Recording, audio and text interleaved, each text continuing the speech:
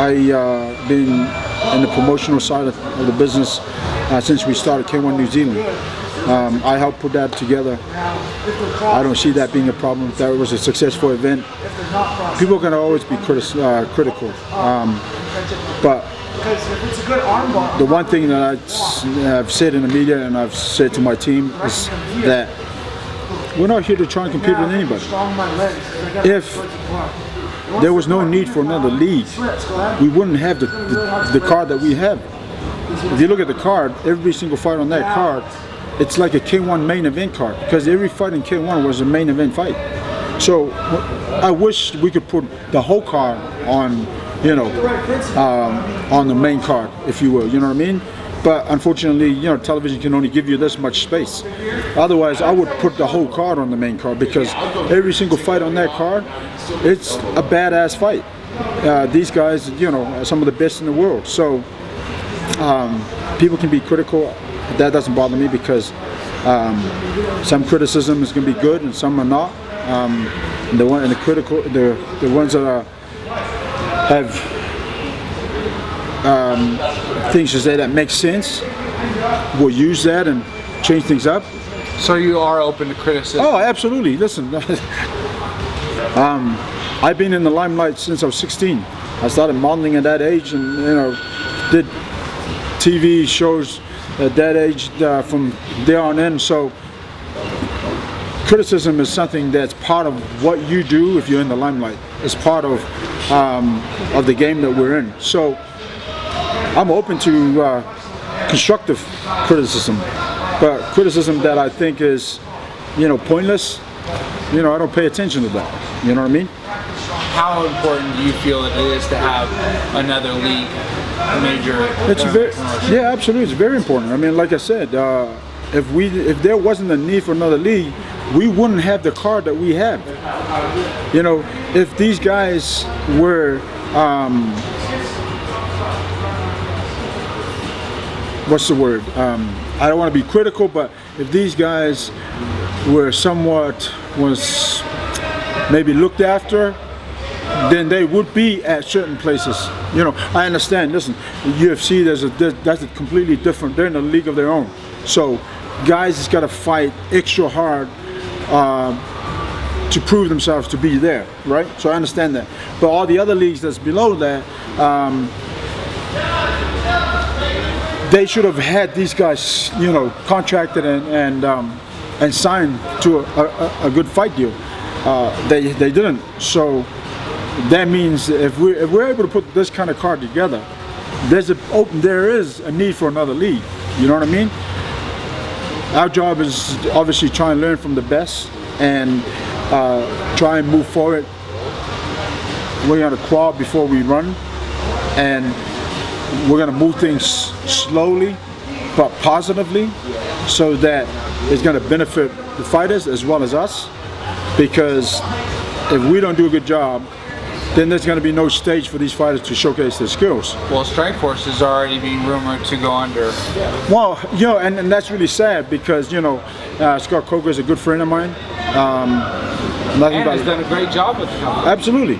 Nothing but love and respect for Scott. I've known Scott for many years, and he's a pro at what he does. He's a great human being, and I love Scott a lot. He's a good friend. But it's really sad to see that his baby, should I say, fall apart like that. And where did he go wrong? I don't think he did anything wrong. I think where it went wrong. Listen, I think I don't want to comment on things that I don't really know about. Like, for example, Affliction came out and had screamed a lot of great things. Unfortunately, they couldn't put things together. That was sad to see. But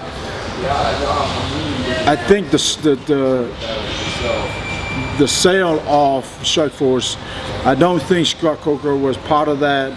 And what I mean by that, I don't really think he wanted to sell. But it is what it is. Well, what would force Scott Coker to sell that's not going to force you to sell?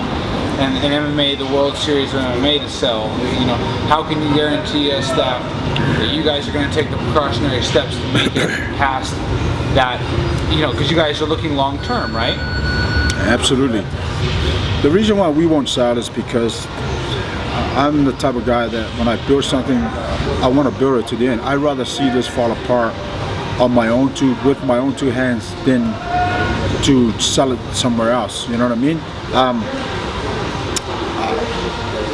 Myself and my partners have built it from ground up.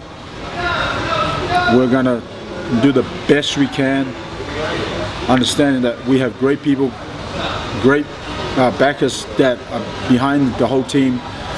We have Sig Rogic, who is a well-respected figure, if not just in in the United States, if you will, in the political world, worldwide.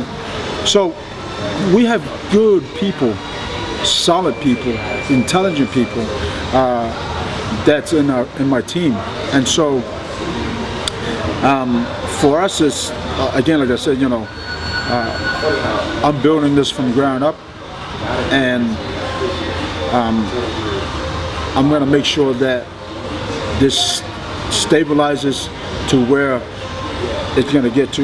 Listen, our goal is to try and be as successful as the UFC, and you got to look at the UFC because what they've done in the sport. They've done an amazing job. They've done a great job not only with the fighters, but also with the company, if you will, and where they're at. When you look at them, they're an inspiration because at the end of the day, if they didn't do what they did, we probably wouldn't have the opportunity that we have right now. You know what I mean? So I take my hats off to them, and so as any league, I mean our league, but I'm sure that any league out there, if you want to be successful, you got to look at at the people that's done amazing things in the game, and so you use them as an inspiration to climb the ladder, if you will. And just like as a fighter, I looked at the fighters at K1. Growing up, I'm like, man, I would love to be one of these guys. 3 years later, I'm standing in the arena about to face the best in the world. So it's the same in this scenario. I would love to be where UFC is one day, and for us to be there or to kind of achieve those levels, we got to do groundwork first. We got to take things slowly, take our time with things. We're not trying to compete with anybody, most of all UFC, because they're the maker of what we do. And so for us, we're competing with ourselves. We want to be able to say, listen, you know what? We did this great, but we did this it could be better. So the next promotion, we're going to better this and better that. So, we're competing with ourselves to try and achieve the goals that we want to achieve, and that's number one, be successful. Number two, have a TV deal. Number three, make sure there's a platform that these guys can showcase their skills. Period. Spawn was moved up to the main card. Can you talk about what influenced that? What influenced that is that there was a lot of fans that tweeted, sent us messages on Facebook, on WSOF Fighting website. So we understood that, and we looked at the card. I know that there's room for maybe 2 other fights to be slaughtered in that main card. Still, yeah, absolutely. I mean, this is gonna be knockouts, and when you look at the matchup of these guys, I think there's gonna be a lot of stoppage comes fight night because of who these guys are, of the skills that they bring, where they want to stay. First time out in a promotion like WSOF Fighting on NBC Sports Network. I know for a fact these guys are going to come and perform. You know what I mean? So that being said, we could put in another 1 or 2 fights into that main card. Who do you think the fans are most excited to see on this card? That's a good question. There's a lot of talk about Tyrone because it's his first MMA fight, and I think that's normal. Just for any big star from, like, if Tyrone was a boxer who went to, to MMA, they'll talk about him. If this was Andre Arlovski's first, debut fight, and coming from a kickboxing background, if you will, they'll be talking about that too. You know what I mean? So it's it wouldn't matter who it is, but I think me personally, I'm looking forward to the whole card, because again, like I said, all these guys that we got on the card, are guys to be reckoned with, and so they're some of the best fighters in the world, and so I'm excited for the whole card. Some cards you look and you go, there's five fights that's going to be great. In this card, I think 11 fights or 10 fights or whatever that may be. Every fight is going to be a good fight. I think just because you got cut from one league, you're no longer at your A game. That's completely wrong. I know that from experience. Not that I was ever cut from K1, but I know that my career climbed the ladder and stayed at the highest level, and then had some off times, and then make a few changes, and you're there again. So I understand where that's. Yeah, do we want to create our own champions? Yeah, absolutely. We want to. There's a couple of young incomers who just watching them.